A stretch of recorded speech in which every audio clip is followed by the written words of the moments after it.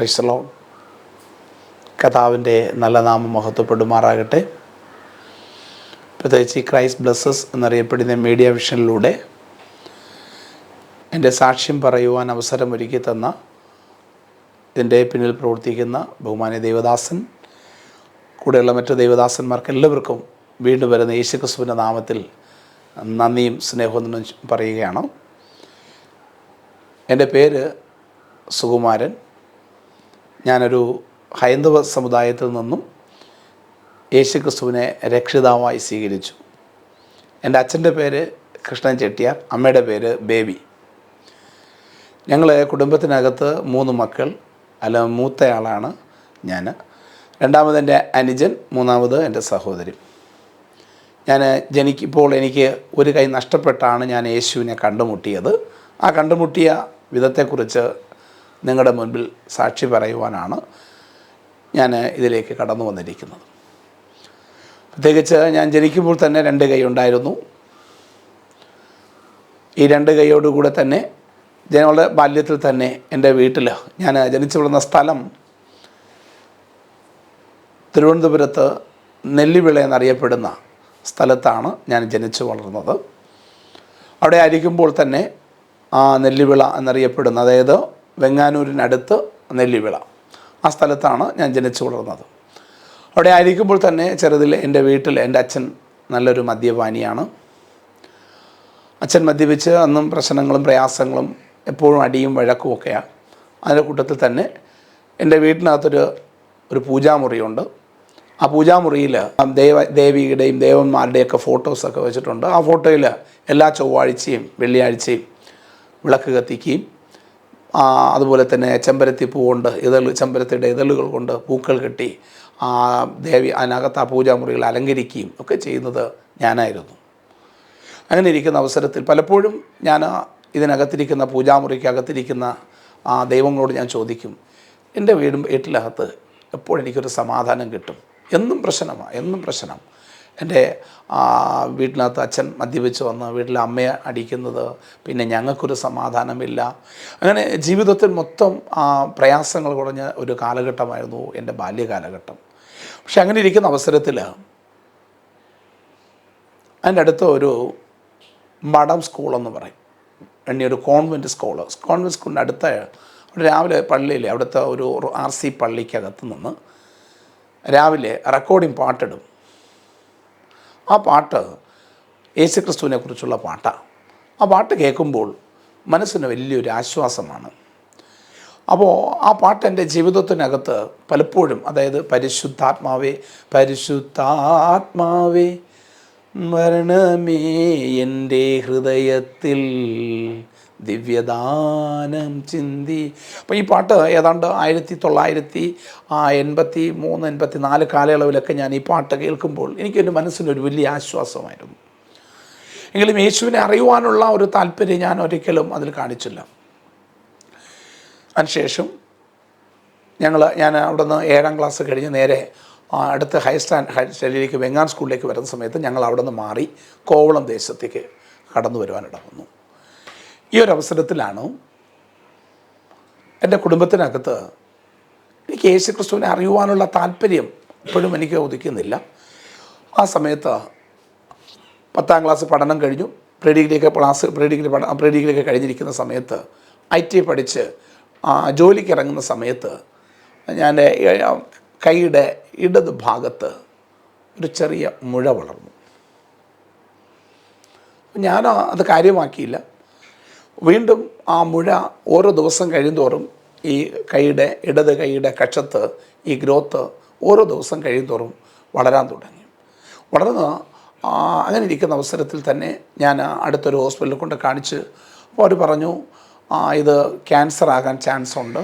അപ്പോൾ ഇനി ഇത് മുകളിലോട്ട് കക്ഷത്ത്, അത് നമ്മുടെ ഈ നെഞ്ചിൻ്റെ മുൻഭാഗത്ത് വളരാൻ സാധ്യതയുണ്ട്. അങ്ങനെയാണെങ്കിൽ നമുക്കത് മുറിച്ച് കളയാം, ഇല്ല അകത്തോട്ട് വ്യാപിക്കുകയാണെങ്കിൽ കൈ മുറിച്ച് കളയേണ്ടി വരുമെന്ന് അവരെന്നോട് പറഞ്ഞു.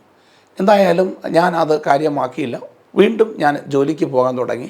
ഈ അവസരത്തിൽ എനിക്ക് ആഹാരങ്ങൾ കഴിക്കുമ്പോൾ എണ്ണ പദാർത്ഥങ്ങൾ കഴിച്ചാൽ, അല്ലെങ്കിൽ മറ്റ് ഇറച്ചിയോ മുട്ടയോ മറ്റു കാര്യങ്ങൾ കഴിച്ചാൽ സൂചി കൊണ്ട് കുത്തുന്നത് പോലത്തെ വേദന, രാത്രി ഉറക്കമില്ല. പല രാത്രിയിലും എഴുന്നേറ്റിരുന്ന് കരയുന്ന ഒരു അനുഭവമായിരുന്നു. എൻ്റെ ജീവിതം ചെറുപ്രായത്തിൽ തന്നെ ഇങ്ങനത്തെ ഒരു രോഗം ബാധിച്ച് ഞാനിങ്ങനെ ആയല്ലോ എന്നുള്ള ഒരു ചിന്ത എൻ്റെ ഉള്ളിലുണ്ടായിരുന്നു. എങ്കിലും ഞാൻ അന്നായിരിക്കുന്ന ഹൈന്ദവ പശ്ചാത്തലത്തിൽ അന്നായിരിക്കുന്ന ദേവി ദേവന്മാരെയൊക്കെ എല്ലായിടങ്ങളിലും പോയി വിളിക്കുകയും പ്രാർത്ഥിക്കുകയൊക്കെ ആ കൂട്ടത്തിൽ ചെയ്യുകയൊക്കെ ചെയ്യുമായിരുന്നു. അങ്ങനെ ഇരിക്കുന്ന അവസരത്തിലായിരുന്നു എൻ്റെ വീട്ടിനകത്ത് അപ്പോൾ എൻ്റെ സഹോദരിയുടെ വിവാഹത്തിന് ശേഷം ഞാൻ തീരുമാനമെടുത്ത് എൻ്റെ സഹോദരിയുടെ വിവാഹം കഴിഞ്ഞതിന് ശേഷം യേശുവിനെ അറിയണം എന്നൊരു താല്പര്യം എൻ്റെ ഹൃദയത്തിനകത്ത് ഞാൻ എടുത്തു. അപ്പോൾ അങ്ങനെ ഇരിക്കുന്ന അവസരത്തിൽ, കാരണം എൻ്റെ സഹോദരിയുടെ കല്യാണം ഞാൻ കൈമുറിച്ച് കഴിഞ്ഞാൽ സഹോദരിയുടെ കല്യാണം ഇങ്ങനെ നടക്കും. ഞാനൊരു ക്യാൻസർ രോഗി, എൻ്റെ സഹോദരിക്ക് ഒരു നല്ല വിവാഹം നടക്കില്ല എന്ന് ചിന്തിച്ച് അങ്ങനെ ചിന്തിച്ചിരിക്കുന്ന സമയത്ത് എന്തായാലും ചിന്തിച്ചു, എൻ്റെ സഹോദരിയുടെ കല്യാണം കഴിഞ്ഞിട്ട് എനിക്ക് കൈമുറിക്കാം. അങ്ങനെ ഇരിക്കുന്ന അവസരത്തിൽ എൻ്റെ സഹോദരി രഹസ്യമായിട്ട് എനിക്ക് ഒരു ദിവസം ഞാൻ നോക്കുമ്പോൾ ബൈബിൾ വായിക്കുന്നത് കണ്ടു. രഹസ്യമായിട്ട് ബൈബിൾ വായിക്കുന്നത് കണ്ടു. ഈ ബൈബിൾ വായിക്കുന്നത് ഒരു രാത്രിയിൽ ഞാൻ നോക്കുമ്പോൾ ബൈബിൾ വായിക്കുന്നത് കണ്ടപ്പോൾ എനിക്ക് പെട്ടെന്ന് ദേഷ്യം മൂത്തിട്ട്, അന്ന് ഇനി അസുഖം എനിക്കുണ്ട്, എന്നിട്ട് പോലും ഞാൻ എൻ്റെ സഹോദരിയെ വഴക്ക് പറഞ്ഞു. ഞാൻ പറഞ്ഞു ഇനി ഈ ബൈബിൾ വായിക്കുന്നത് ഞാൻ കാണരുത്. അവൾ 10ാം ക്ലാസ്സിൽ പ്രീ ഡിഗ്രി പഠിച്ചുകൊണ്ടിരിക്കുന്ന സമയത്ത് അവളുടെ കൂടെ പഠിക്കുന്ന ഒരു കൂട്ടുകാരി ഒരു പുതിയ നിയമം ബൈബിൾ തനിക്ക് വായിക്കാൻ കൊടുത്തു. ഈ ബൈബിള് രാത്രിയിൽ തൻ്റെ പഠനത്തിന് ശേഷം പുസ്തകത്തിനകത്ത് വെച്ച് ഇത് വായിക്കുമായിരുന്നു. വായിക്കുന്നത് ഒരു രാത്രി ഞാൻ കണ്ടു. ഞാൻ അവൾക്ക് താക്കീത് കൊടുത്തു, ഇനി വായിക്കരുതെന്ന് പറഞ്ഞു. ഞാൻ പിന്നെ ഒരു രാത്രി നോക്കുമ്പോൾ വീണ്ടും ഇത് തന്നെ വായിച്ചുകൊണ്ടിരിക്കുന്നുണ്ട്. ഞാൻ ആ ബൈബിളിനെ വലിച്ചെടുത്ത് അതിൻ്റെ ഫ്രണ്ട് താള് വലിച്ചു കീറിയിട്ട് എൻ്റെ സഹോദരിയെ ഞാൻ ഈ വലത് കൈ കൊണ്ട് ഞാൻ അവളെ അടിച്ചു. എന്നിട്ട് ഞാൻ ബൈബിളിനെ വലിച്ച് അതിൻ്റെ ഫ്രണ്ട് താള് വലിച്ചിട്ട് അകത്തേക്ക് സ്തോത്രം വലിച്ചത്, ഇനി മേലെ ഇത് എടുക്കരുതെന്ന് പറഞ്ഞു. ഞാൻ താക്കീത് കൊടുത്തു. അതിനുശേഷം, കാരണം ഞാൻ പാട്ട് കേൾക്കുകയാണെങ്കിലും യേശുക്രിസ്തുവിനോട് കൂടെ ഒരു താല്പര്യമുണ്ടെങ്കിലും ഇങ്ങനത്തെ കാര്യങ്ങൾ ചെയ്യുന്നതിൽ എനിക്ക് വലിയ താല്പര്യക്കുറവായിരുന്നു. അങ്ങനെ ചുരുക്കം പറഞ്ഞു കഴിഞ്ഞാൽ എൻ്റെ സഹോദരിയുടെ വിവാഹം 1997 വിവാഹം കഴിഞ്ഞു. വിവാഹം കഴിഞ്ഞതിന് ശേഷം എൻ്റെ ജീവിതത്തിനകത്ത് ഈ മുഴ വളർന്ന് വലുതായി, കൈയൊന്നും ഉയർത്താൻ പറ്റുന്നില്ല, നല്ല രീതിയിൽ കൈവച്ച് ജോലി ചെയ്യാൻ കഴിയുന്നില്ല. പലതരത്തിൽ ഞാൻ വൈമുഖ്യം അനുഭവിക്കുന്നു, ഉറക്കമില്ല, നഷ്ടപ്പെട്ടു. എന്തായാലും ചിന്തിച്ച് ഇനി ഇരുന്നിട്ട് കാര്യമില്ല. അപ്പോൾ ചിലർ പറഞ്ഞു ഹോമിയോ മരുന്ന് കഴിച്ചാൽ കുറയും, ആയുർവേദ മരുന്ന് കഴിച്ചാൽ കുറയുമെന്ന് കരുതി. അങ്ങനെ ചിലർ പറഞ്ഞതനുസരിച്ച് കർണാടകയിൽ കൊടിലിപ്പേട്ട് എന്നറിയപ്പെടുന്ന ഒരു സ്ഥലത്ത് ചെന്ന് ഇവിടെ നിന്ന് തലശ്ശേരിയുടെ ട്രെയിനിൽ പോയിട്ട് അവിടെ നിന്ന് വീണ്ടും ഒരു വലിയ നീണ്ട യാത്ര ഒരു ബസ്സിൽ രാവിലെ 5:30 ബസ്, വെളുപ്പാൻ രാവിലെ 5:30 ബസ്സിൽ കയറിയാൽ വൈകിട്ട് 5-5:30 മണിക്ക് ഈ കൊടിലിപ്പേട്ട് എന്നറിയപ്പെടുന്ന കർണാടക സ്റ്റേറ്റിൽ അവിടെ ഇറങ്ങി ഈ പച്ചില മരുന്ന് വാങ്ങിച്ച് അതിനെ വീട്ടിൽ കൊണ്ടുവന്നിട്ട് കരിപ്പൊട്ടി എന്തൊക്കെ ചേർത്ത് അതിനെ ഉണക്കിയെടുത്ത് എല്ലാ ദിവസവും രാവിലെ ചായക്ക് പകരം ഞാൻ കുടിക്കുന്നത് ഇതായിരുന്നു. വേറെ ഈ മറ്റുള്ള ആഹാരമൊന്നും കഴിച്ചാൽ ഭയങ്കര സൂചി കൊണ്ട് കുത്തുന്ന പോലത്തെ വരുന്നത്. അപ്പോൾ ഇത് കഴിക്കുമ്പോൾ അല്പം ഒരു ആശ്വാസം മാത്രമേ ഉള്ളൂ. എങ്കിലും വീണ്ടും ദിവസങ്ങൾ കഴിഞ്ഞു വരുമ്പോൾ എൻ്റെ വേദന കൂടുന്നതല്ലാതെ കുറയുന്നില്ല. അങ്ങനെ ഇരിക്കുമ്പോൾ എൻ്റെ വീട്ടിൽ നിന്ന് ആടും കോഴി ഇങ്ങനെയുള്ള പ്രാണികളൊക്കെ പെട്ടെന്ന് നിൽക്കുന്ന നിപ്പിൽ തന്നെ പെട്ടെന്ന് നിലത്ത് വീണ് ചാകുന്നു. ഒരാട് പ്രസവിച്ച് 3 കുട്ടികളായിരുന്നു. ആദ്യം തള്ളയാട് ചത്തു, തൊട്ട് പിറകെ കുട്ടികൾ ചത്തു. അപ്പോൾ ഇങ്ങനെ ഓരോ ദിവസങ്ങളിൽ ഓരോ അനർത്ഥങ്ങൾ സംഭവിക്കുന്നത് കണ്ടപ്പോഴും വീട്ടിലുണ്ടായിരിക്കുന്ന കോഴി പിന്നെ ചാവുന്നു. അപ്പോൾ ഇത് കണ്ടപ്പോൾ ബന്ധുക്കളൊക്കെ പറഞ്ഞു, സുകുമാരൻ, നമുക്ക് എന്തായാലും ആശുപത്രി പോകുന്നതിന് മുൻപായിട്ട് നമുക്ക് ഏതെങ്കിലും ഒരു ജ്യോത്സ്യനെ കാണാൻ പോകണം. അങ്ങനെ തിരുവനന്തപുരത്തിനടുത്തുള്ള ആറ്റുകാൽ എന്നറിയപ്പെടുന്ന സ്ഥലത്ത് ഒരു ജ്യോത്സ്യൻ, അദ്ദേഹം അറിയപ്പെടുന്ന ടി വിയിലും മറ്റു മാധ്യമങ്ങളിലൊക്കെ അറിയപ്പെടുന്ന ഒരു ജ്യോത്സ്യൻ്റെ അടുക്കൽ ഞാൻ എൻ്റെ മാമനുമായിട്ട്, ഇന്ന് ആ മാമൻ ഈ ലോകത്തുനിന്ന് മാറ്റപ്പെട്ടു, എൻ്റെ മാമനും അമ്മയുമായിട്ട് ഞങ്ങൾ ഒരുമിച്ച് ആ സ്ഥലത്ത് പോയി. ഭയങ്കര ഒരു ക്യൂ ആണ്, വെളിയിൽ കാവലൊക്കെ പെട്ടെന്ന് ഇങ്ങനെ ക്യൂ നിന്ന് ഒത്തിരി സമയം കഴിഞ്ഞിട്ട് ഞങ്ങൾക്ക് ടോക്കൺ കിട്ടി. ഞാൻ അകത്ത് കയറി. കയറുമ്പോൾ അയാൾ എൻ്റെ അടുത്ത് ചോദിച്ചു, പേര് ചോദിച്ചു, എൻ്റെ നാൾ ചോദിച്ചു. അന്ന് ഞാൻ ആയിരുന്ന ഇതിൽ നാളൊക്കെ ചോദിച്ചു. എന്നിട്ട് അയാൾ പറഞ്ഞു, നിങ്ങളുടെ കഴിഞ്ഞ ജന്മത്തിൽ ചെയ്ത കർമ്മത്തിൻ്റെ ഫലമാണ് ഞാൻ ഈ ജന്മത്തിൽ അനുഭവിക്കുന്നത്. അപ്പോൾ അവർ പറയുന്ന ഇതനുസരിച്ച് കഴിഞ്ഞ ജന്മത്തിൽ ഞാനിവിടെ വന്ന് എന്തോ ദുഷ്ടത്തനം കാണിച്ചു, അതിൻ്റെ കർമ്മത്തിൻ്റെ ഫലമാണ് ഈ ജന്മത്തിൽ ഞാൻ അനുഭവിക്കുന്നു എന്ന് പറഞ്ഞു. അപ്പോൾ ഇത് മാറണമെങ്കിൽ ഒറ്റ വഴിയേ ഉള്ളൂ. നിങ്ങൾ ഉടുത്തിരിക്കുന്ന ഉടുവസ്ത്രം കഴുകി ഉണക്കി അവിടെ അടുത്തിരിക്കുന്ന ഏതെങ്കിലും ക്ഷേത്രക്കുളത്തിന് അടുത്തിരിക്കുന്ന വ്യക്തികൾ, സാധുക്കൾക്ക് ദാനധർമ്മം ചെയ്ത് ഇങ്ങനെ ഈസ്റ്റ് പോർട്ട് വഴി അവർ കുറച്ച് നമ്മുടെ കിഴക്കൂട്ടം, അതായത് തമിഴ്നാട് അങ്ങോട്ട് പോകുന്നിടത്ത് എവിടെയൊക്കെ ക്ഷേത്രക്കുളങ്ങളുണ്ടോ അവിടെയെല്ലാം ഇതുപോലെ ഞാൻ ചെയ്യണം. ചെയ്തു കഴിഞ്ഞാൽ എൻ്റെ പാപത്തിന് മോക്ഷം ലഭിച്ച് പിന്നെ ഈ രോഗവും മാറിക്കിട്ടും. അതിൽ തന്ന ലിസ്റ്റ് ഭയങ്കരമായ ലിസ്റ്റ്. എന്നെ സംബന്ധിച്ചിടത്തോളം അന്ന് ആ കാലഘട്ടത്തിൽ ഞാൻ ചുരുക്കം പറഞ്ഞാൽ, ഞാൻ വെങ്ങാനം സ്കൂളിലാണ് ഞാൻ പഠിക്കുന്ന സമയത്ത്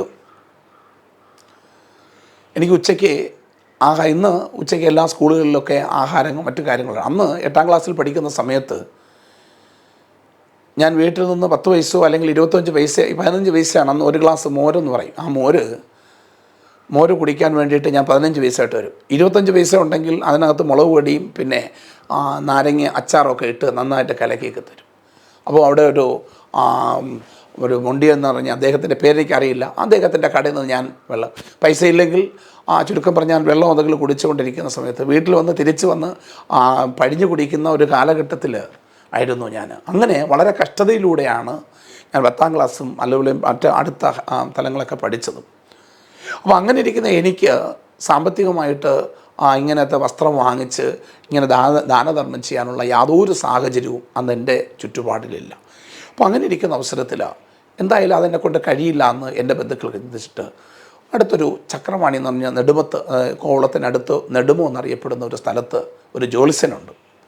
അദ്ദേഹം ഭയങ്കരമായിട്ട് കരുതാം. അദ്ദേഹം പറഞ്ഞു, ജാതകം കൊണ്ടുവരാൻ പറഞ്ഞു. എൻ്റെ ജാതകം നോക്കിയിട്ട് പറഞ്ഞു, എന്തായാലും ഈ ജാതകത്തിൽ ബാക്കി പൂർത്തീകരണം വരുന്നിട്ടില്ല. എൻ്റെ അനുജനും എൻ്റെ സഹോദരിക്കും അവർക്ക് ജാതകത്തിൽ എല്ലാത്തിലും അവർ ഇത്ര വയസ്സ് വരെ ജീവിക്കും, ഇന്ന കാര്യങ്ങളൊക്കെ ആയിത്തീരും. പക്ഷേ എൻ്റെ ജാതകത്തിൽ ഇത്ര 27ാമത്തെ വയസ്സിൽ വെള്ളത്തിൽ അല്ലെങ്കിൽ തീയിൽ മരിക്കും. അത് കഴിഞ്ഞാൽ അങ്ങോട്ട് എനിക്ക് ബാക്കി ഒന്നും എനിക്ക് ബിസിനസ്സോ കച്ചവടമോ അല്ലെങ്കിൽ നാൽക്കാവൽ ഇതൊന്നും അതിനകത്തൊന്നും കുറിച്ചിട്ടില്ല. അവർ പറയുന്ന ആ ജാതകത്തിൽ പറയുന്ന അത്ര വരെ എനിക്ക് ആയുസ്സുള്ളൂ, 27 വയസ്സ് വരെ എനിക്ക് ആയുസ്സുള്ളൂ, അത് കഴിഞ്ഞ് അങ്ങോട്ടില്ല. അപ്പോൾ പുള്ളിക്കാരൻ പറഞ്ഞു, ഈ ജ്യോത്സ്യം പറഞ്ഞു, എന്തായാലും ഇതിനൊരു പരിഹാര മാർഗമുണ്ട്. എല്ലാ ദിവസവും കുളിച്ച് സൂര്യ നമസ്കാരം ചെയ്തു കഴിഞ്ഞാൽ ഇതിനൊരു മോചനം കിട്ടും. എല്ലാ ദിവസവും പറ്റിയില്ലെങ്കിൽ ആഴ്ചയിൽ ഞായറാഴ്ച ദിവസം സൂര്യ നമസ്കാരം ചെയ്തിട്ട് ഏതെങ്കിലും ഒരു ക്ഷേത്രത്തിൽ പോയി കുളിച്ച് തൊഴുത് കഴിഞ്ഞാൽ ഇതിനൊക്കെ ഒരു മാറ്റം ഉണ്ടാകും എന്ന് പറഞ്ഞു. ശരി, അങ്ങനെ എല്ലാ ഞായറാഴ്ചയും സൂര്യ നമസ്കാരം ചെയ്യാൻ വേണ്ടിയിട്ട് എല്ലാ ഞായറാഴ്ചയും 7 തുളസിപ്പൂ എടുത്ത് കിഴക്കോട്ട് നോക്കി സൂര്യനെ നമസ്കരിച്ച് ഈ കാര്യങ്ങളൊക്കെ ചെയ്ത് അടുത്ത് ശിവക്ഷേത്രത്തിൽ പോയി അവിടെ തിരുവല്ലത്ത് പത്മനാഭ ക്ഷേത്രത്തിൽ പോയി കാര്യങ്ങളൊക്കെ ചെയ്യും. ഇതൊക്കെ ചെയ്തെങ്കിലും എനിക്കൊരു സമാധാനമോ അല്ലെങ്കിൽ രോഗശമനമോ ഒന്നും തന്നെ വരുന്നില്ല. മാനസികമായി ഭയങ്കര അസ്വസ്ഥതകൾ. ഇങ്ങനെ ഇരിക്കുന്ന അവസരത്തിൽ എന്തായാലും തീരുമാനിച്ചു. സഹോദരിയുടെ വിവാഹം കഴിഞ്ഞതിന് ശേഷം ഞാൻ നേരെ തിരുവനന്തപുരം RCCക്കകത്ത് കടന്നു പോകുന്നു. അപ്പോൾ ഞാൻ ചിന്തിക്കുന്നത് അവിടെ ചെന്ന് കഴിഞ്ഞാൽ വളരെ വേഗത്തിൽ തന്നെ എൻ്റെ കൈ മുറിച്ചു മാറ്റി പെട്ടെന്ന് തന്നെ ഞാൻ സുഖം പ്രാപിച്ച് മടങ്ങി വരും. അവിടെ ചെല്ലുമ്പോൾ എന്നെ ജീവിതത്തെ ഭയങ്കരമായി പിടിച്ചു കുലച്ച സംഭവങ്ങൾ ഒരുപാട് അതിനകത്തുണ്ട്. തിരുവനന്തപുരം RCCക്കകത്ത് ആദ്യമായിട്ട് ഞാൻ അവിടെ ചെല്ലുന്നു. എൻ്റെ ബാക്കി കാര്യങ്ങളൊക്കെ ബ്ലഡ് ടെസ്റ്റ് ചെയ്തു, മറ്റു കാര്യങ്ങളെല്ലാം ചെയ്തു. അവിടെ ചെല്ലുമ്പോൾ ഞാൻ ചിന്തിച്ചത് ഏറ്റവും ചെറുപ്പക്കാരനായി, അന്ന് എനിക്ക് 24-25 വയസ്സ് പ്രായം. അപ്പോൾ ആ ഒരു കാലയളവിൽ ഏറ്റവും ചെറുപ്പക്കാരനായ ക്യാൻസർ രോഗി ഞാനായിരിക്കും. ഈ ചിന്തയോടുകൂടിയാണ് ഞാൻ RCCക്കകത്ത് കയറുന്നത്. RCCക്കകത്ത് ആ ഫ്രണ്ട് ഹാള് സിറ്റൗട്ടിൽ തന്നെ ചെന്നിരിക്കുമ്പോൾ തന്നെ വലിയ ഒരു കൂട്ടം ജനം ക്യൂവിൽ അവിടെ നിൽക്കുകയാണ്. അത് പോയിട്ട് അതെല്ലാം കഴിഞ്ഞ് അകത്തോട്ട് ഞാൻ ഓരോ ഡോക്ടർമാരെ കയറിയിട്ട് അടുത്ത ഇതിലേക്ക് സെക്ഷനിലേക്ക് പോകുമ്പോൾ അവിടെ കൊച്ചു കുഞ്ഞുങ്ങൾ പ്രസവിച്ച ഉടനെ തന്നെ റേഡിയേഷൻ ചെയ്യുവാൻ വേണ്ടിയിട്ട് റേഡിയേഷൻ മാർക്ക് ചെയ്യാൻ വേണ്ടി, ബ്ലാക്ക് മാർക്ക് ചെയ്യാൻ വേണ്ടി അതിനകത്ത് വന്ന് നിൽക്കുന്ന ഒരു കൂട്ടർ കുഞ്ഞുങ്ങളൊക്കെ വെച്ച് അവനകത്ത് പലതരത്തിൽ രോഗത്താൽ ഭാരപ്പെടുന്നു. ചിലർക്ക് ആഹാരം ഭക്ഷിക്കാൻ കഴിയുന്നില്ല. ഈ ഒരു സാഹചര്യത്തിൽ ഞാൻ ചിന്തിച്ചു, ദൈവമേ, എന്നെക്കാളും കൊച്ചു കുഞ്ഞുങ്ങൾ ഇതിനകത്ത് രോഗിയായിട്ട് ഭാരപ്പെടുന്നു. ഇതിലെല്ലാത്തിനും ഉപരി ആ വാർഡിലേക്ക്, ജനറൽ വാർഡിലേക്ക് എന്നെ കൊണ്ടുപോകുമ്പോൾ ആ വാർഡിനകത്ത് കിടക്കുന്ന അവർ, പ്രത്യേകിച്ച് അവിടുത്തെ ഒരു യൂണിഫോം ഉണ്ട്, ഡ്രസ് കോഡുണ്ട്. ആ ഡ്രസ് കോഡ് ധരിച്ച് ഞാൻ അതിനകത്ത് പോകുമ്പോൾ ഭയങ്കരമായി, കാരണം ഒരാൾക്ക് വായുടെ ഒരു കീഴ്ത്താടിയുടെ ഒരു ഭാഗമില്ല, പലതരത്തിൽ രോഗങ്ങൾ അനുഭവിക്കുന്ന, മജ്ജയിലെ ക്യാൻസർ, ഇങ്ങനെ പലതരത്തിലെ ക്യാൻസർ ബാധിച്ച് അതിനകത്ത് കിടക്കുമ്പോൾ എൻ്റെ രോഗമൊന്നുമില്ല, പലരും വേദനിച്ച് കിടന്ന് വിളിക്കുന്നു. ആ ഒരു സാഹചര്യത്തിൽ ഞാൻ കിടക്കുമ്പോൾ തിരുവനന്തപുരം RCCക്കകത്ത് ആ വാർഡിനകത്ത് സുവിശേഷം പറയാൻ യാതൊരു പാസ്റ്റർമാരോ മറ്റാരും തന്നെ അവിടെ കടന്നു വരാത്ത അതിനകത്തും യേശു ക്രിസ്തു എന്നെ സ്നേഹിക്കുന്നു എന്ന് എനിക്ക് വളരെ വ്യക്തമായിട്ട് എനിക്ക് തിരിച്ചറിഞ്ഞു. എൻ്റെ കൈ നഷ്ടപ്പെടുന്നതിന് മുൻപേ എൻ്റെ വീട്ടിനകത്ത് എൻ്റെ സഹോദരി ബൈബിൾ എടുത്തുകൊണ്ട് വന്ന് വായിക്കാൻ തന്ന അവസരം ഞാൻ പാഴാക്കി. ഇപ്പോഴിതാ തിരുവനന്തപുരം RCCക്കകത്ത് സുവിശേഷം കേൾപ്പിക്കാൻ യാതൊരു സാഹചര്യമില്ലാതിരിക്കുന്ന ആ സാഹചര്യത്തിൽ അവിടെ എനിക്ക് ഈ കൈ മുറിക്കുമ്പോൾ സെപ്റ്റിക് ആകാതിരിക്കാൻ വേണ്ടിയിട്ട് എല്ലാ ദിവസവും ആൻറ്റിബയോട്ടിക് തരാൻ വേണ്ടിയിട്ട്, ഇഞ്ചക്ഷൻ തരാൻ വരുന്നൊരു സിസ്റ്ററുണ്ട്. അവരുടെ പേര് സിന്ധു എസ് നായർ എന്നായിരുന്നു. ആ സിസ്റ്റർ എൻ്റെ അടുക്കൽ വരുമ്പോൾ പുസ്തക പൂജ, അതായത് ഒക്ടോബർ മാസത്തിൽ ഞാൻ അവിടെ ആയിരിക്കുമ്പോൾ പുസ്തക പൂജയുടെ തലേ ദിവസം ഈ സിസ്റ്റർ വരുമ്പോൾ ഞാൻ വളരെ നിരാശനായി, താടിയും മീശയൊക്കെ വെച്ച് വളരെ നിരാശനായി, ജീവിതത്തിലെല്ലാം തീർന്നു, എൻ്റെ ജീവിതത്തിൽ അധ്യായങ്ങളൊക്കെ തീർന്നു. ഇതിനിടയ്ക്ക് ഡോക്ടർമാരും നേഴ്സുമാരും എനിക്ക് വന്ന് അവയർനെസ് തരികയാണ്. കാരണം കൈ മുറിച്ച് കഴിഞ്ഞാൽ നിങ്ങൾക്ക് ഇങ്ങനെയൊക്കെ, ചിലരൊക്കെ സൂയിസൈഡ് ചെയ്യും, ചിലർ പലതരത്തിൽ ഇങ്ങനെയൊക്കെ സംഭവിക്കാറുണ്ട്, അങ്ങനെയൊന്നും ബ്രദർ നിങ്ങൾ ചെയ്യരുത് എന്നൊക്കെ പറഞ്ഞുകൊണ്ട് ഉള്ള കൗൺസിലിംഗ് ഒക്കെ തന്നു. അതിനുശേഷം ഞാനത് ഭയങ്കരമായി മാനസികമായി ടെൻഷൻ അടിച്ചിരിക്കുമ്പോഴായിരുന്നു ഈ സിസ്റ്റർ സിന്ധു എസ് നായർ എൻ്റെ അടുക്കൽ ഇഞ്ചക്ഷൻ ചെയ്യാൻ വേണ്ടി വരുമ്പോൾ എൻ്റെ ഉള്ളിൽ ഒരു പ്രേരണയുണ്ടായി. അവരുടെ പേര് ചോദിക്കാൻ പറഞ്ഞു. പേര് ചോദിച്ചു. ഞാൻ കേട്ട്, നിങ്ങൾക്ക് അവർ സിന്ധു എസ് നായർ എന്ന് പറഞ്ഞു. ഞാൻ കേട്ട, നാളെ നിങ്ങൾക്ക് പുസ്തക പൂജയില്ലേ? അപ്പോൾ സിസ്റ്റർ എൻ്റെ അടുത്ത് പറഞ്ഞു, സുകുമാരൻ, എൻ്റെ പേര് സിന്ധു എസ് നായരാണ്, ഞാനൊരു നായർ സമുദായത്തിൽ ജനിച്ചു വളർത്തപ്പെട്ട ആളാണ്, പക്ഷേ എനിക്ക് പുസ്തക പൂജയില്ല, പക്ഷേ ഞാനൊരു ജീവനുള്ള ദൈവത്തെ കണ്ടെത്തിയെന്ന് പറഞ്ഞു. ആ ചോദ്യം, ആ ആൻസർ എൻ്റെ ജീവിതത്തെ മൊത്തം അങ്ങ് മാറ്റിത്തിരിച്ചു. ഞാനൊരു ജീവനുള്ള ദൈവത്തെ ഞാൻ കണ്ടെത്തി. ഞാൻ ഇത്രയും കാലം വിളിച്ചുകൊണ്ടിരുന്ന ദൈവങ്ങൾ എന്ന് പറഞ്ഞുകൊണ്ടിരുന്ന ഇതൊന്നേക്കാൾ ഉപരി അവർ പറഞ്ഞ ഒരു വാക്ക്, ജീവനുള്ള ഒരു ദൈവം. അപ്പോൾ അത് എന്നെ വളരെ സ്തോത്രം പിടിച്ചു വിളിച്ചു. ഞാൻ കേട്ട, അതാരാ ഈ ജീവനുള്ള ദൈവം? അപ്പോൾ ആ സിസ്റ്റർ പെട്ടെന്ന് പറഞ്ഞു, ഞാൻ ആസ്മ രോഗം പിടിപെട്ട് വൈദ്യശാസ്ത്രം കൈവിട്ടിരിക്കുന്ന സമയത്ത്, നേഴ്സിങ്ങിന് പഠിച്ചുകൊണ്ടിരിക്കുന്ന സമയം, എൻ്റെ കൂടെ പഠിക്കുന്ന ഒരു കൂട്ടുകാരി എനിക്കൊരു ബൈബിൾ തന്നു. ആ ബൈബിൾ പുതിയ നിയമം, സങ്കീർത്തനം, സദൃശവാക്യം ഇങ്ങനെയുള്ള ഒരു പുസ്തകമാണ് സഹോദരി കൊടുത്തത്. എന്നിട്ട് സഹോദരിയോട്, ഈ സിന്ധു എസ് നായരോട് ഈ കൊടുത്ത കുട്ടി പറഞ്ഞു, ഈ ദൈവം ജീവനുള്ള ദൈവമാണ്, ഈ ദൈവം നിൻ്റെ പ്രാർത്ഥന കേൾക്കും, ഈ ദൈവം നിന്നോട് സംസാരിക്കും. ഈ ചോദ്യം പറഞ്ഞപ്പോൾ എനിക്കത് വീണ്ടും എന്നെ കൂടുതലായിട്ട് ചിന്തിപ്പിക്കാൻ തുടങ്ങി. അപ്പോൾ ഈ സഹോദരി അന്ന് രാത്രിയിൽ സിന്ധു എസ് നായർ ബൈബിൾ കൊണ്ടുപോയിട്ട് പ്രാർത്ഥിച്ചു. തനിക്ക് രാത്രി കിടക്കാൻ നേരത്തെ ശ്വാസം മുട്ടൽ, ആസ്മ രോഗം പിടിപെട്ട് ഭയങ്കര അസ്വസ്ഥതയാണ്. ഇടയ്ക്ക് സമയങ്ങളിലൊക്കെ ജനലിൽ കമ്പിയിലൊക്കെ പിടിച്ച് നിൽക്കുമെന്നാണ് പറയുന്നത്.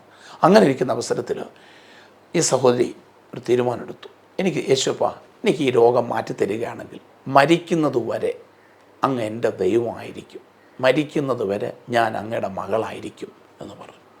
ഈ തീരുമാനം മാനിച്ചുകൊണ്ട് ദൈവം ആ രാത്രിയിൽ അത്ഭുതപ്പെടുത്തി. സഹോദരി കിടക്കുന്ന സമയത്ത് തൻ്റെ ശരീരത്തിൽ ഒരു പ്രത്യേക ലൈറ്റ്നിങ് അനുഭവപ്പെട്ടു. താൻ എഴുന്നേറ്റ് തൻ്റെ ഉള്ളിൽ പ്രേരണ കൊടുത്ത് ബൈബിൾ തുറന്നു.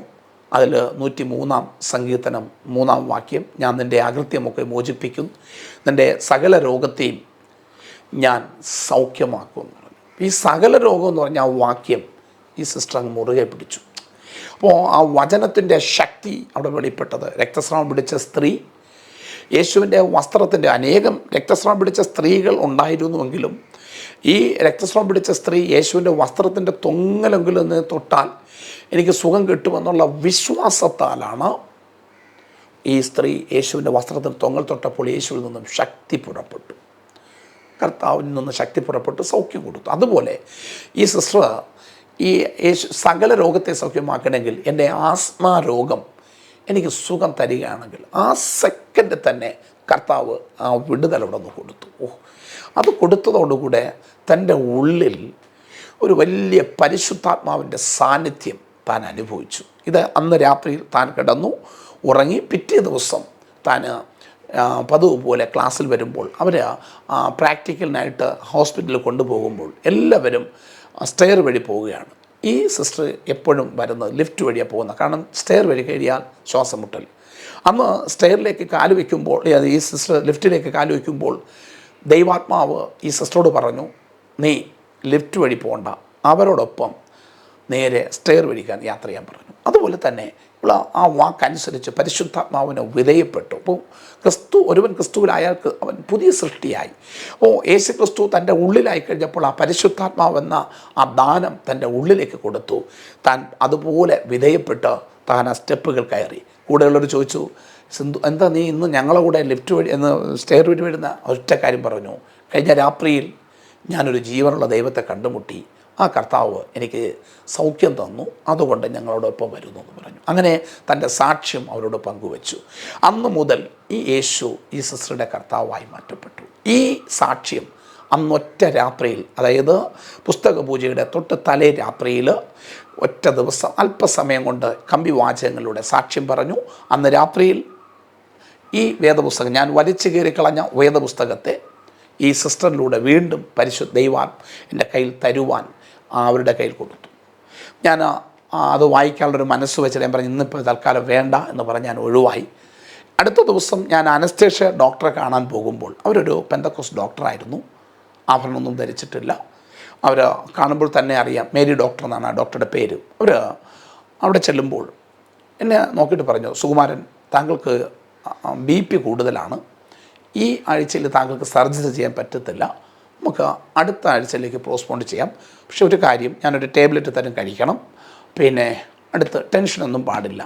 അത് കഴിഞ്ഞിട്ട് അവർ ഒരു കാര്യം പറഞ്ഞു, മേശയുടെ ഡ്രോ തുറന്നിട്ട് പറഞ്ഞു, സുകുമാരൻ, ഇതിലൊരു ബൈബിൾ ഇരിപ്പുണ്ട്, ഒരു ന്യൂ ടെസ്റ്റ്മെൻറ്റ് ബൈബിൾ ഇരിപ്പുണ്ട്, ഇത് താങ്കൾ കൊണ്ടുപോയി വായിക്കണം. എന്തെങ്കിലും താങ്കൾക്ക് മാറ്റം വരികയാണെങ്കിൽ താങ്കൾ എന്നോടൊന്ന് പറഞ്ഞാൽ ഞാനൊരു സ്ഥലം പറഞ്ഞു തരാം, താങ്കൾ അവിടെ പോകണം. അപ്പം ഞാൻ പിന്നെ ചിന്തിച്ചു, കഴിഞ്ഞ ദിവസം രാത്രിയിൽ നേഴ്സ് എന്നോട് സുവിശേഷം പറഞ്ഞു, ഇപ്പോഴിതാ ഡോക്ടർ എന്നോടൊത്ത് സുവിശേഷം.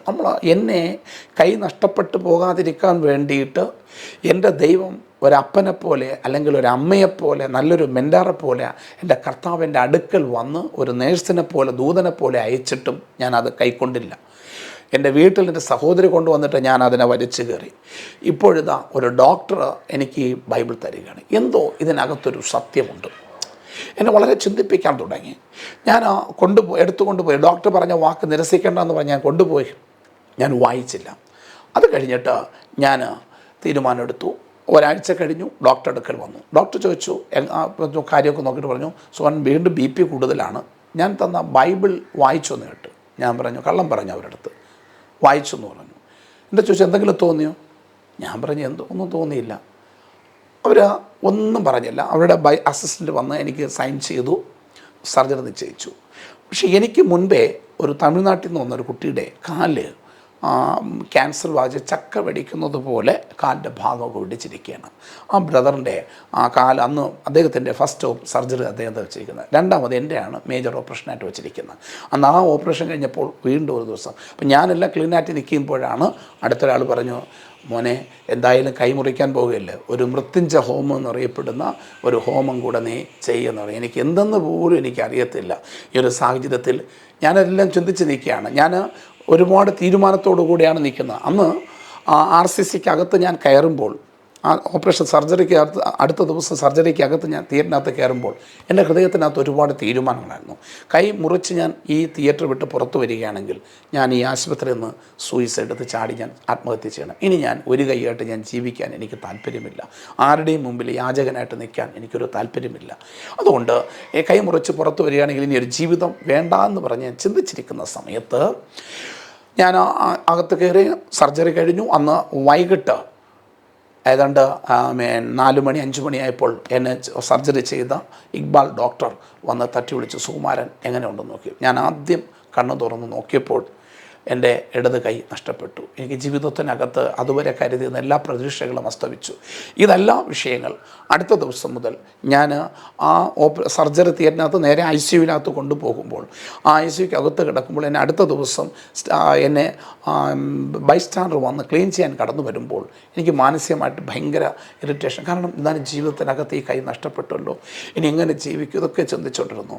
പെട്ടെന്ന് ചിന്തിച്ചു, എന്തായാലും ബാക്കി കാര്യങ്ങളൊക്കെ കഴിഞ്ഞു. 1-2 ദിവസം കഴിഞ്ഞപ്പോഴേ ഞാൻ ചിന്തിച്ചു, അവിടെ കൊണ്ടുവരുന്ന ഒരു ഓറഞ്ച് പോലും പൊളിച്ച് തിന്നാൻ കഴിയാത്ത ഈ ഒരു കൈ കൊണ്ട് ഞാൻ ആ ഓറഞ്ചിനെ പിടിക്കുമ്പോൾ ആ ഓറഞ്ച് എന്നിൽ നിന്നും തെറിച്ചു പോകുന്ന അനുഭവങ്ങൾ.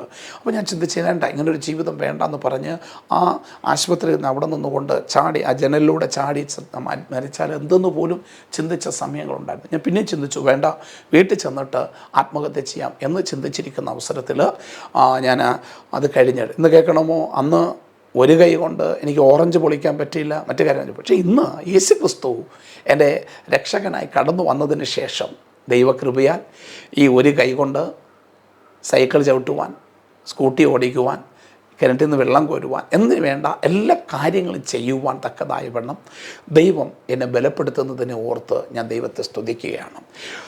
അപ്പോൾ ഞാൻ അങ്ങനെ ഇരിക്കുന്ന അവസരത്തിൽ വീട്ടിൽ വന്ന ചില ദിവസങ്ങൾ കഴിഞ്ഞ് ഈ രോഗമൊക്കെ തീർന്നു എന്നൊക്കെ ചിന്തിച്ച് ആ ടവലൊക്കെ എടുത്തിട്ട് ആൾക്കാരുടെ മുമ്പിൽ 2 കൈയുള്ളവനായിട്ട് അവിടെ നിന്ന് ഇറങ്ങി എൻ്റെ വീട്ടിൽ നിന്ന് തിരിച്ചു. ഒരു കൈയുള്ളവനായിട്ട് ഞാൻ നാട്ടിലേക്ക് മടങ്ങി പോകുമ്പോൾ എൻ്റെ ചിന്ത മുഴുവനും ആൾക്കാരെന്നെ ഏത് വിഷയിൽ എന്നെ കാണും. അപ്പോൾ ഇവരെല്ലാവരും ആൾക്കാരൊക്കെ തിരക്കും പിടിച്ചൊക്കെ ഇരിക്കുന്ന സമയത്ത് ഞാൻ ചോദിച്ചു, എൻ്റെ രോഗങ്ങളൊക്കെ തീർന്നു, പിന്നെ ഞാൻ ടവലൊക്കെ ഇട്ട് പഴയതുപോലെ ഞാൻ ജോലിക്ക് പോകാമെന്നൊക്കെ ചിന്തിച്ചിരിക്കുന്ന സമയത്ത് ഏതാണ്ട് 1 മാസത്തോളം കഴിഞ്ഞു. 1 മാസത്തോളം കഴിഞ്ഞ് ഞാൻ ഒരു ട്രാവൽ ഏജൻസിയിൽ ഇരിക്കാൻ വേണ്ടി പോകുമ്പോൾ എൻ്റെ ചിന്ത ഇനിയെല്ലാം തോന്നുന്നു എനിക്കിഷ്ടമുള്ള ആഹാരം കഴിക്കാം എന്നൊക്കെ ചിന്തിച്ചിരിക്കുമ്പോഴായിരുന്നു വീണ്ടും ഞാൻ ഈ രോഗം വീണ്ടും താഴോട്ട് വരാൻ തുടങ്ങി. പിന്നെ എൻ്റെ ജീവിതത്തിനകത്ത് എല്ലാ പ്രതീക്ഷകളും അസ്തമിച്ചു. അടുത്ത 3-ാം മാസം ചെക്കപ്പിന് പോകുമ്പോൾ ഡോക്ടർ പറഞ്ഞു, വീണ്ടും ഈ ട്യൂമർ വളരുകയാണ്, ഇനി വൈദ്യശാസ്ത്രപരമായിട്ട് മരുന്നില്ല, ചികിത്സയില്ല, റേഡിയേഷനോ കീമോതെറപ്പിയോ ഇല്ല, വരുന്ന ഭാഗം വെച്ച് മുറിച്ച് കളയാൻ മാത്രമേ ഇത് പറ്റത്തുള്ളൂ. അങ്ങനെ ഇരിക്കുന്ന അവസരത്തിലായിരുന്നു എൻ്റെ കൂടെ പിടിച്ച ദിലൻ എന്നറിയപ്പെടുന്ന ഒരു സഹോദരൻ എന്നോട് യേശു ക്രിസ്തുവിനെ കുറിച്ചുള്ള സുവിശേഷം അദ്ദേഹം പങ്കുവച്ചു. അദ്ദേഹം എൻ്റെ ഈ ഒരു കൈയിൽ വന്ന് എന്നെ കൈ കൊണ്ട് വിഷ് ചെയ്തു. അദ്ദേഹം ഞങ്ങൾ ഒരുമിച്ച് ഈ ഒരു കൈ കൊണ്ട് ഞാൻ എല്ലാ കാര്യങ്ങളും ചെയ്യുന്ന ഈ ഒരു കൈ കൊണ്ട് അദ്ദേഹം വലിയ കാര്യത്തിലൊക്കെ വന്ന് സുവിശേഷമൊക്കെ പറഞ്ഞു. അടുത്തൊരു പെന്തക്കോസ് കൂട്ടായ്മയിലേക്ക് 1998 ജൂലൈ മാസത്തിൽ ഞാൻ ഇന്ന് ആയിരിക്കുന്ന എൻ്റെ മാതൃക ചർച്ചായിരിക്കുന്ന ചർച്ച് ഓഫ് ഗോഡ് എന്നറിയപ്പെടുന്ന പ്രസ്ഥാനത്തിൽ അനുഗ്രഹിക്കപ്പെട്ട ഒരു ദൈവദാസൻ പാസ്റ്റർ നോബിൾ ജെല്ലിയൻ എന്നറിയപ്പെടുന്ന ദൈവദാസൻ്റെ സ്തോത്രം ചർച്ചിൽ ഞാൻ അവിടെ ഇരിക്കുന്ന അവസരത്തിൽ ആ ദൈവദാസൻ പറഞ്ഞു, പ്രാർത്ഥിക്കാൻ അറിഞ്ഞുകൂടാത്തവർ കണ്ണടച്ച് ദൈവസന്നിധിയിൽ സ്തോത്രം എന്ന് മാത്രം പറയാൻ പറഞ്ഞു. എനിക്ക് മറ്റു വാക്കുകളൊന്നും എനിക്കറിയത്തില്ല. അങ്ങനെ ഈ സഹോദരങ്ങളെല്ലാം കൂടെ ചേർന്ന് എന്നെ ഈ ചർച്ച് ഓഫ് ഗോഡ് എന്നറിയപ്പെടുന്ന സഭയിൽ എനിക്ക് വേണ്ടി 3 ദിവസം വെള്ളി, ശനി, ഞായർ ഈ 3 ദിവസത്തെ ഉപവാസ പ്രാർത്ഥനയിൽ 1-ാം ദിവസം വെള്ളിയാഴ്ച ദിവസം എനിക്ക് പ്രാർത്ഥിക്കാനൊന്നും അറിയാതിരിക്കുന്ന സ്ഥാനത്ത് സ്തോത്രം പാസ്റ്റർ പറഞ്ഞു, ഞങ്ങളുടെ നോബിൾ ജില്ല പാസ്റ്ററിൻ്റെ ചർച്ച് പാസ്റ്റർ പറഞ്ഞു, ഞങ്ങൾ കണ്ണടച്ച് സ്തോത്രം പറയും. ഞാൻ കണ്ണടച്ച് സ്തോത്രം പറയുമ്പോൾ പെട്ടെന്ന് തന്നെ നമ്മുടെ TV-യുടെ മോണിറ്റർ എടുത്ത് കാണിക്കുന്നത് പോലെ ഒരു മോണിറ്റർ എടുത്തിട്ട് എൻ്റെ കഴിഞ്ഞകാല പാപ സ്വഭാവങ്ങൾ വളരെ ചെറുപ്രായം മുതൽ ഞാൻ ഒത്തിരി വീട്ടിനകത്ത്, കാരണം അച്ഛൻ മദ്യപിച്ച് വരുമ്പോൾ ആ ഒരു രീതിയിലുള്ള എൻ്റെ സാഹചര്യങ്ങളകത്തും ഒത്തിരി പാപ സ്വഭാവങ്ങൾ എൻ്റെ ജീവിതത്തിനകത്തുണ്ടായിരുന്നു. ആ രഹസ്യങ്ങളെ വെളിപ്പെടുത്തി ദൈവത്തിൻ്റെ സന്നിധി ഞാനൊരു കൊച്ചു കുഞ്ഞിനെ പോലെ വാവിട്ട് കരയാൻ തുടങ്ങി. എൻ്റെ പാപങ്ങളെല്ലാം വേദപുസ്തകത്തിൽ നീ എൻ്റെ അകൃത്യങ്ങളൊക്കെ സഞ്ചിയിലാക്കി കെട്ടി മുദ്രയിട്ട് വെച്ചിരിക്കുന്നു. ആ വചനപ്രകാരം എൻ്റെ പാപങ്ങളെ വെളിപ്പെടുത്തിയപ്പോൾ ഞാനൊരു കൊച്ചു കുഞ്ഞിനെ പോലെ വാവിട്ട് കരയാൻ തുടങ്ങി. ആ കരഞ്ഞ സ്ഥാനത്ത് ദൈവം ആ മുറിക്ക് ഞാനൊരു ഇരുട്ട് മുറിക്കകത്ത് ഇരിക്കുന്നത് പോലത്തെ ഒരു പ്രതീതിയായിരുന്നു. പക്ഷേ ഈ സാന്നിധ്യം വന്നു കഴിഞ്ഞപ്പോഴുണ്ടല്ലോ ഒരു വലിയ വെളിച്ചം, ഈ ആ ഒരു 1000 സൂര്യനെ കവിയുന്ന വലിയൊരു വെളിച്ചം എൻ്റെ മുഖത്ത് വന്ന് പതിച്ച് എൻ്റെ കൈകൾ കെട്ടഴിഞ്ഞ് ഞാൻ ഈ കൈ കൊണ്ട് എൻ്റെ തുടയിലടിച്ച് യേശുവേ സ്തോത്രം, യേശുവേ സ്തോത്രം എന്ന് പറഞ്ഞ് ഞാൻ അത്ഭുതകരമായിട്ട് അന്ന് ആ രാത്രിയിൽ ദൈവസന്നിധിയിൽ നിന്നും വിടുതൽ പ്രാപിച്ചു. അത്ഭുതകരമായിട്ട് വിടുതൽ പ്രാപിച്ചു. അന്ന് രാത്രിയിൽ എൻ്റെ ജീവിതത്തിനകത്ത് പൂർണ്ണമായിട്ട് എൻ്റെ കർത്താവ് എനിക്ക് സൗഖ്യം തന്നു, സുഖം തന്നു. രാത്രി ഞാൻ സുഖമായിട്ട് കിടന്നുറങ്ങി. അടുത്ത പ്രഭാതത്തിൽ എഴുന്നേറ്റ് ദൈവസന്നിധിയിൽ ഞാൻ സ്തോത്രം ചെയ്തു. അടുത്ത ഈ 2 ദിവസങ്ങളിലെ പ്രാർത്ഥന പങ്കെടുത്തിട്ട് അടുത്ത ചെക്കപ്പിന് ഞാൻ പോകുമ്പോൾ ആ ഡോക്ടർമാർ ഇതിന് മരുന്നില്ല, ചികിത്സയില്ല എന്ന് പറഞ്ഞ ഡോക്ടർമാർ പോലും അതിശയിച്ച് പോകുന്ന നിലവാരത്തിൽ എൻ്റെ കൈയുടെ ആ സ്തോത്രം ആ ഭാഗത്തുള്ള എല്ലാ രോഗത്തെയും എൻ്റെ കർത്താവ് എനിക്ക് സൗഖ്യം. അവർ പറഞ്ഞു വൈദ്യൻ, അതായത് വൈദ്യശാസ്ത്രപരമായിട്ട് ഇതിന് മരുന്നില്ല, മെഡിസിൻ ഇല്ല എന്ന് പറഞ്ഞ സ്ഥാനത്ത് എൻ്റെ യേശുവിൻ്റെ അടുക്കൽ വന്നപ്പോൾ കർത്താവ് തൻ്റെ വചനം അയച്ച് എൻ്റെ കർത്താവ് എനിക്ക് പൂർണ്ണ സൗഖ്യം തന്നു. പ്രിയമുള്ളവരെ, ഈ ഒരു കൈയോടുകൂടെ ജീവിതം അവസാനിച്ചു എന്ന് ചിന്തിച്ചിരിക്കുന്ന സ്ഥാനത്ത് ഈ യേശുവിനെ അറിഞ്ഞാൽ രോഗസൗഖ്യം മാത്രമാണ്. എൻ്റെ പേര് ജീവപുസ്തകത്തിൽ എഴുതി എനിക്ക് നിത്യജീവൻ അവകാശമായി തീർന്നു. ഇത് കഴിഞ്ഞ് ഇരിക്കുന്ന സമയത്തായിരുന്നു എനിക്ക് പെട്ടെന്ന് തന്നെ പരീക്ഷാ ഭവനിൽ നിന്നും ഒരു ജോലി കിട്ടും. അപ്പോൾ ദൈവം വളരെ വേഗത്തിൽ തന്നെ കർത്താവ് ഓരോരോ നന്മകൾ എൻ്റെ ജീവിതത്തിനകത്ത് ചെയ്യാൻ തുടങ്ങി. അപ്പോൾ കർത്താവ് പറഞ്ഞു, മക്കളെ, ഞാൻ നിന്നെ വിളിച്ചത് ഇതിന് വേണ്ടിയിട്ടല്ല, എൻ്റെ വേല ചെയ്യണം എന്ന് പറഞ്ഞു. അങ്ങനെ ജീവിതത്തിനകത്ത് 1998 ഞാൻ എൻ്റെ യേശുവിനെ രക്ഷകനായി സ്വീകരിച്ചു. അന്ന് മുതൽ കർത്താവ് അത്ഭുതകരമായി വിടുതൽ എനിക്ക് തന്നു. അതിനുശേഷം എക്സ്റേ എടുത്തു, സ്കാനിങ് ചെയ്തു. ഈ റിപ്പോർട്ട് ഞാൻ ഉടൻ തന്നെ ഞങ്ങളുടെ അന്നത്തെ എൻ്റെ പാസ്റ്ററായിരിക്കുന്ന സെൻട്രൽ പാസ്റ്ററായിരിക്കുന്ന എൻ്റെ സ്തോത്രം ഗുരുവും അതുപോലെ തന്നെ എന്നെ ആത്മീയ തലത്തിനകത്ത് കൈപിടിച്ച് ഇന്നൊരു സഭാ ശുശ്രൂഷാ തലത്തിനകത്ത് എന്നെ ആക്കി വെച്ചിരിക്കുന്ന ബഹുമാന്യ ദൈവദാസൻ നോബൽ ജില്ലാ പാസ്റ്ററോട് ഞാൻ വിളിച്ചു പറഞ്ഞു, എൻ്റെ അസുഖം മാറിയെന്ന് പറഞ്ഞു. ആ പാസ്റ്റർ സ്തോത്രം എന്ന് പറഞ്ഞ് അനുഗ്രഹിക്കുവാനിട വന്നു. എന്നാൽ എന്നെ കേൾക്കുന്ന പ്രിയ ദൈവമക്കളെ, നിങ്ങൾ ആരെങ്കിലും ഇത്തരണത്തിൽ ഏതെങ്കിലും രോഗത്താൽ ഭാരപ്പെടുന്നുവെങ്കിൽ നോക്ക്, ഈ ഒരു കൈവയുടെ ഈ രോഗത്തിന് ഇനി മരുന്നില്ല എന്ന് പറഞ്ഞ സ്ഥാനത്ത് യേശുപ്പച്ചൻ എനിക്ക് സൗഖ്യം തന്നു. എൻ്റെ ജീവിതം അവിടെ കൊണ്ട് നിന്നില്ല. നിങ്ങൾ കേൾക്കണം, ഇത് കഴിയുന്നതോടുകൂടെ എൻ്റെ കുടുംബത്തിനകത്ത് ഞാൻ യേശുവിനെ അന്വേഷിച്ച് ഇറങ്ങിയെന്ന് കണ്ടപ്പോൾ പലരും എന്നെ ഉപദേശിക്കാൻ വന്നു. എടോ, അതൊക്കെ താൽക്കാലികമാണ്. നമ്മുടെ കുടുംബവും കുടുംബക്ഷേത്രങ്ങളുണ്ട്, നമ്മുടെ കുടുംബത്തിനകത്ത് ഇതൊക്കെ ഉണ്ട്, ഇതെല്ലാം വിട്ട് നീ പോകരുത്, അവർ നമ്മോട് കോപിക്കും എന്നൊക്കെ പറഞ്ഞ് ഞാൻ യേശുവിൻ്റെ അടുക്കൽ വന്നു. യേശു എനിക്ക് സുഖം തന്നു. അതുകൊണ്ട് ഇനി മരിക്കുന്നത് വരെ യേശു മാത്രമായിരിക്കും എൻ്റെ ദൈവം എന്ന് പറഞ്ഞു. പ്രിയമുള്ളവരെ, ഞാൻ വിളിച്ചു പറയട്ടെ, ദൈവം അന്ന് എടുത്ത തീരുമാനം ഞാൻ ഉറച്ച തീരുമാനമായിരുന്നു. അത് കഴിഞ്ഞ് എൻ്റെ ജീവിതത്തിനകത്ത് എൻ്റെ സഹോദരൻ വിവാഹം കഴിഞ്ഞു, എൻ്റെ സഹോദരിയുടെ വിവാഹം കഴിഞ്ഞു, ഇവരെല്ലാം കുടുംബമായെങ്കിലും എൻ്റെ കൂടെയുള്ളവരെല്ലാവരെയും വിവാഹം കഴിഞ്ഞു.